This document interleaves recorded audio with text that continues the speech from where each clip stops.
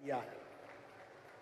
मित्रों, ये भारतीय जनता पार्टी के नेता हैं, ये भारतीय जनता पार्टी के नेताओं की श्रृंखला है जो मंच पर खड़ी होती है तो छाती ठोक के बोलती है कि हमने आदिवासियों के लिए ये किया, हमने आदिवासियों के लिए ये किया, हमने आदिवासियों के लिए ये किया।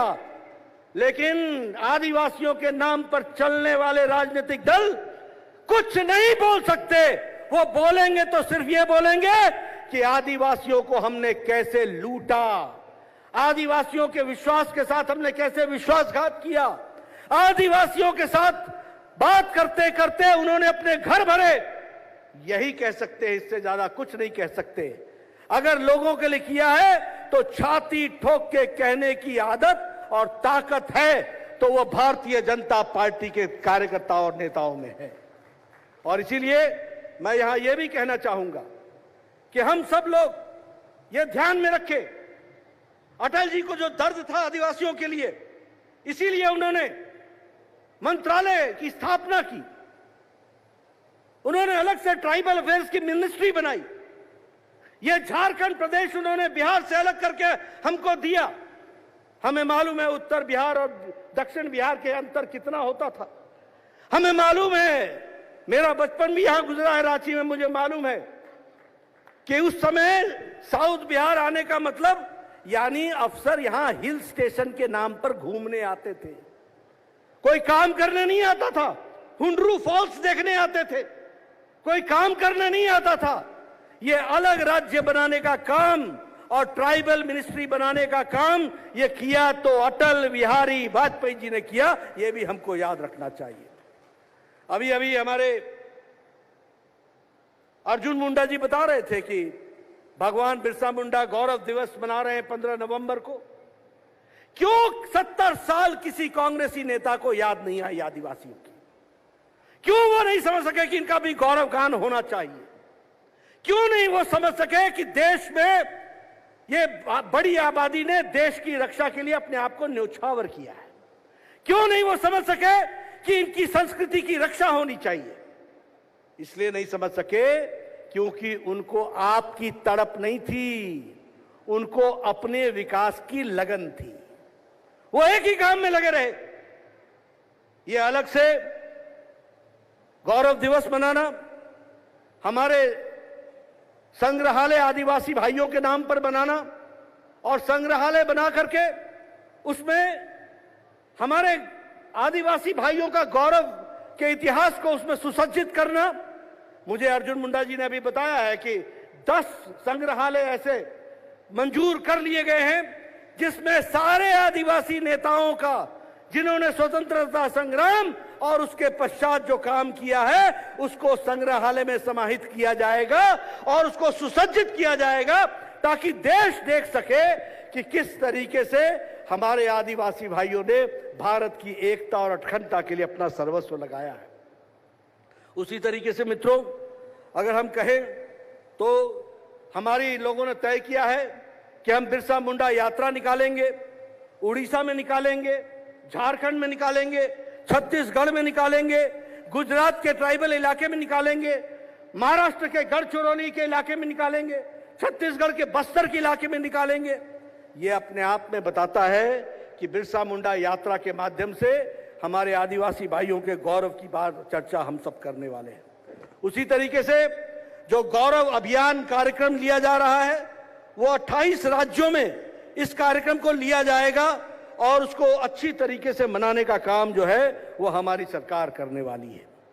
हम जानते हैं, अभी चर्चा की हमारे अर्जुन मुंडा जी ने कि हम शहीद ग्राम विकास योजना लेकर के चले हैं।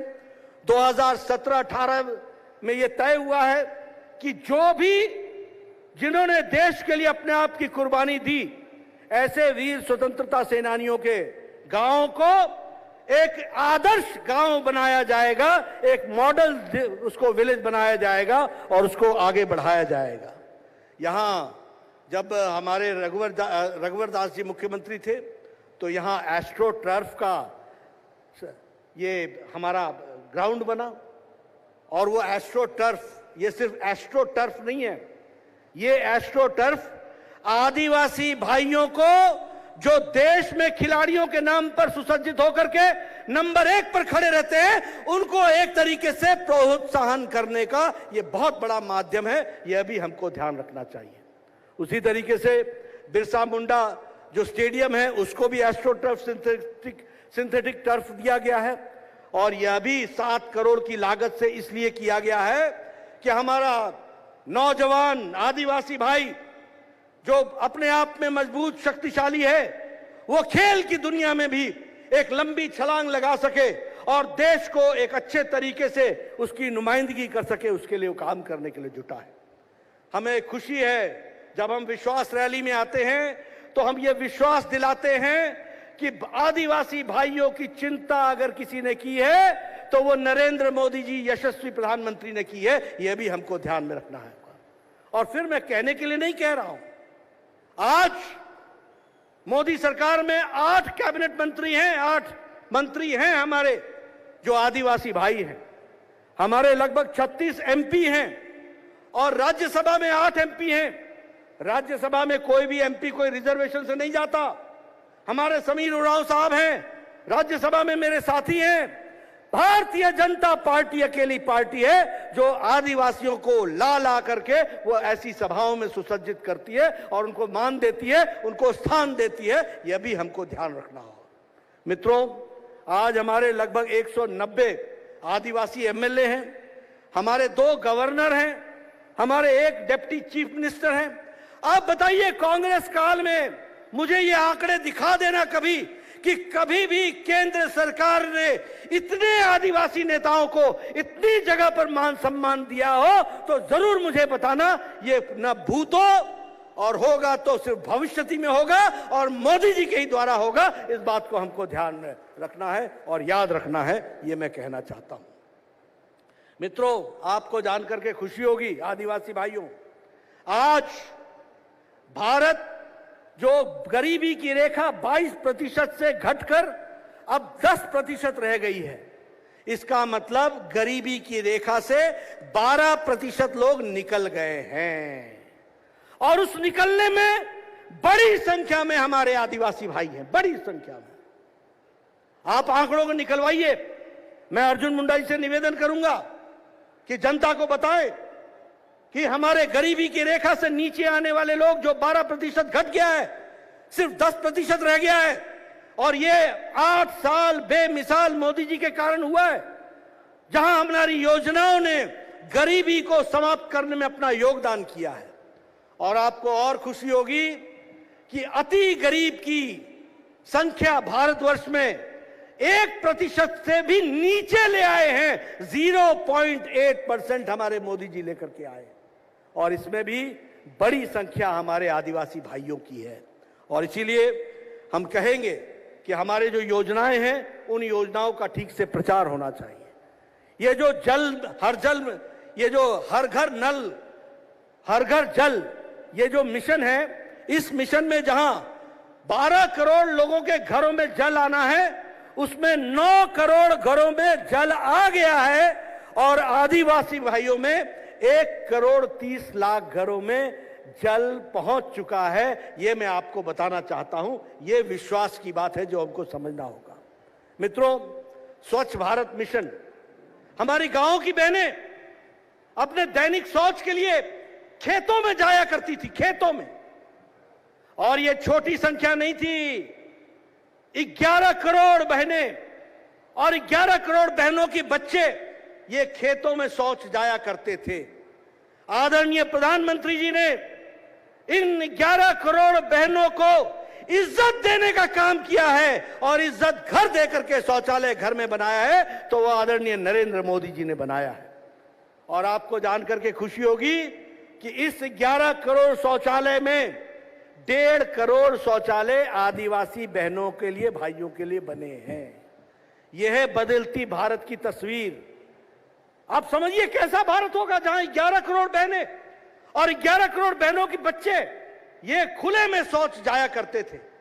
आज वो स्वास्थ्य की दृष्टि से और इज्जत की दृष्टि से 11 करोड़ बहनों को इज्जत दी है और आदिवासी बहनों को 1.5 करोड़ लोगों को यह इज्जत मिली है। यह हमको ध्यान में रखना होगा। 5 करोड़ 50 करोड़ लोगों को आयुष्मान भारत का कार्ड मिला है। और आयुष्मान भारत का कार्ड का मतलब है हर साल 5 लाख रुपए भारत सरकार की ओर से गंभीर बीमारियों से लड़ने के लिए व्यवस्था की है, तो नरेंद्र मोदी जी ने की है, आयुष्मान भारत ने की है। और मुझे खुशी है कि मोदी जी, जब मैं स्वास्थ्य मंत्री था तो यही रांची के धरती पर आकर सारे देश को यह तोहफा देने का काम किया, तो वह भी रांची की धरती से, झारखंड की धरती से किया था। आपको जानकर के खुशी होगी कि लगभग 90 लाख कार्ड आदिवासी भाइयों को मिले हैं। और कौन है ये लोग?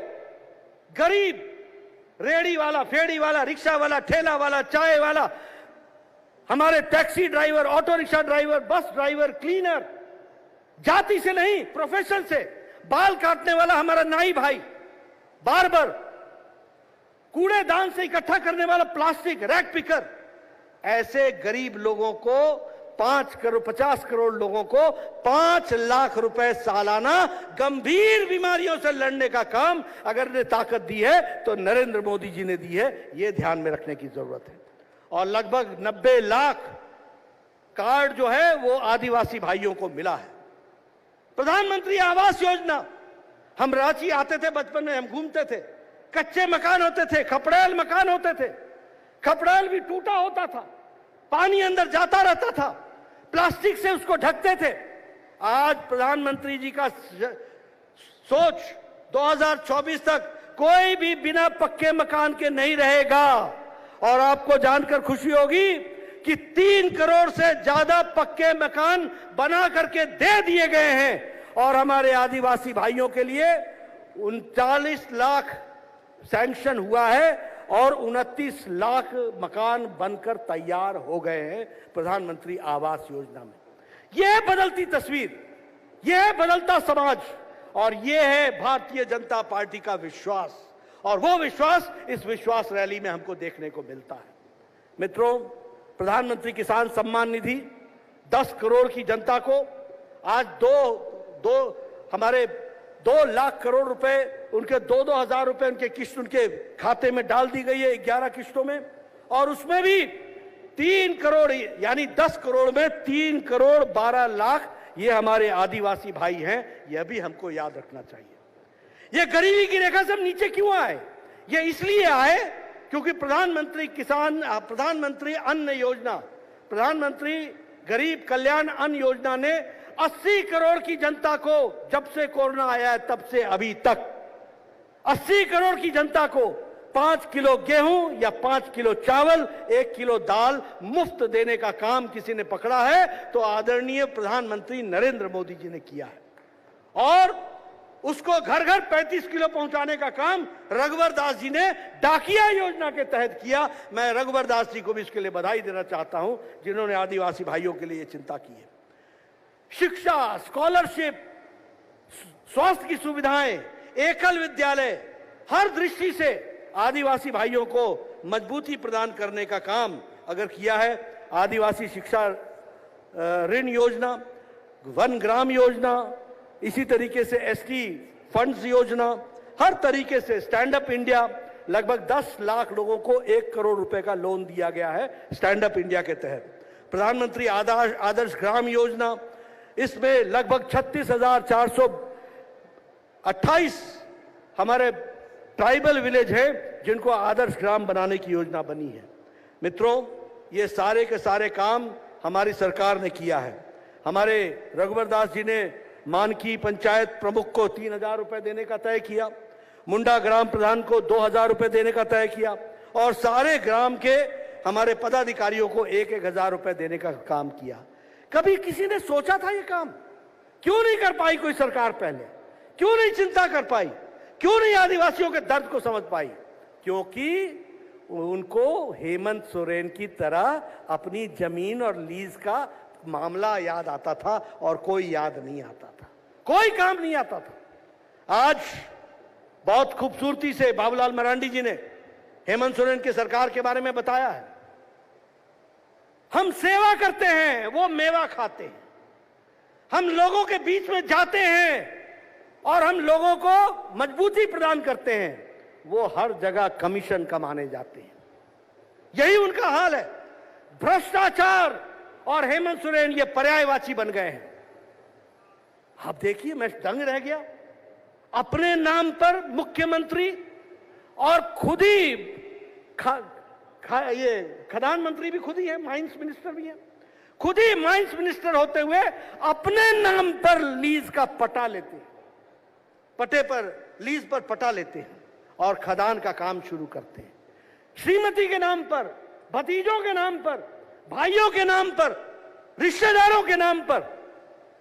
मैं ठीक बोल रहा हूं कि नहीं बोल रहा हूं? कमीशन खोरी और हेमंत सोरेन पर्यायवाची है कि नहीं है? पर्यायवाची है कि नहीं है? ऐसी सरकार को रहने देना है क्या? ऐसी सरकार को रहने देना है क्या? आप बताइए, नक्सलाइट की घटनाएं बढ़ी है कि नहीं बढ़ी हैं? नक्सलाइट के हौसले बुलंद हुए कि नहीं हुए हैं?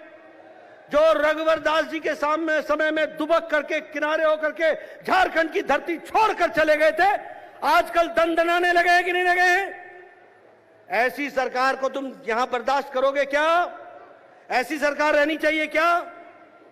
मित्रों, आज हमें दुख होता है। मैं भी रांची को जानता हूं, मैं भी झारखंड को जानता हूं। यह झारखंड ऐसी जगह थी कि रात को सड़क पर किसी का कोई सामान छूट जाए तो सुबह आकर के वो उठा लेगा वहां से, कोई उसको दूसरा हाथ नहीं लगाता था। ये झारखंड की तस्वीर मैंने देखी है। और आज मैं जानता हूं, बहनों का बलात्कार हो रहा है, आदिवासियों का मर्डर हो रहा है, एक नहीं 7-7 मर्डर हो रहा है। काट करके, काटने के बाद जंगलों में फेंक देने का काम किया जा रहा है। पुलिस मूक दर्शक है। हेमंत सोरेन मजे मार रहे हैं, कोई उनको इसकी चिंता नहीं है। बहनें सुरक्षित नहीं है। वो हमारी पुलिस की बहन तिरछे जो उनके साथ हुआ, वह भी हम सबको मालूम है। और उसमें मुख्यमंत्री के ऑफिस के लोग बहुत नजदीकी से जुड़े हैं और खुलेआम घूम रहे हैं। ये तो वही हाल हो गया, अंधेर नगरी हो गई है और चौपट राजा है, टका शेर भाजी टका शेर खाजा है। यह स्थिति आकर के खड़ी हो गई है। कोई पूछने वाला नहीं है। जिस समाज में, जिस देश में महिलाओं की इज्जत न हो, जहां कमीशन खोरी हो, जहां भ्रष्टाचार दंदना के हो रहा हो। अभी अभी आपको पता चला, पकड़ाई कोई आईएएस ऑफिसर के घर में करोड़ों की संपत्ति निकली और दर्द कहीं पार्टी के नेताओं को होने लगा। क्यों होने लगा? क्या लगते थे वो आपके? क्या रिश्ता है आपका? मित्रों, ये जिस तरीके की स्थिति आज आकर के खड़ी हुई है, आप विश्वास रैली में आए हैं, मुझे ये विश्वास दीजिए कि आने वाले समय में जब भी वोट डालने का मौका मिलेगा, यहां सिर्फ कमल ही कमल खिलेगा, कमल ही कमल खिलेगा और यह विकास की ओर आगे बढ़ेगा। मैं ये विश्वास लेने आपसे आया हूं। हम लोग किसी नीति के लिए राजनीति करते हैं, कोई नीयत अच्छी रख करके राजनीति करते हैं, सेवा भाव से राजनीति करते हैं। आपकी तस्वीर बदले, तकदीर बदले, इसके लिए हम राजनीति करते हैं। गरीबी की रेखा नीचे चली जाए, कोई गरीब न रहे, कोई अति गरीब न रहे, सबको समान मौका मिले, ये मोदी जी का सपना है। सबको बराबर का अधिकार मिले, ये मोदी जी का सपना है। सबको समाज में बराबर के खड़े होकर के काम करने का मौका मिले, ये मोदी जी का सपना है। और इस सपने को पूरा करना इस विश्वास रैली में आए हुए एक एक सज्जन का काम है। ये आपको मैं आपसे जानना चाहता हूं। बोलिए, आप मुझे विश्वास दिलाते हैं? मुझे विश्वास दिलाते हैं? पीछे से विश्वास दिलाते हैं? एकदम पीछे से विश्वास दिलाते हैं? मित्रों, अगर आप मुझे विश्वास दिलाते हैं तो मैं मानूंगा कि यह विश्वास रैली कामयाब हुई है। इसी विश्वास के साथ आप सब ने मेरी बात सुनी, आपका बहुत बहुत धन्यवाद। जय भारत, जय झारखंड, जय जोहार।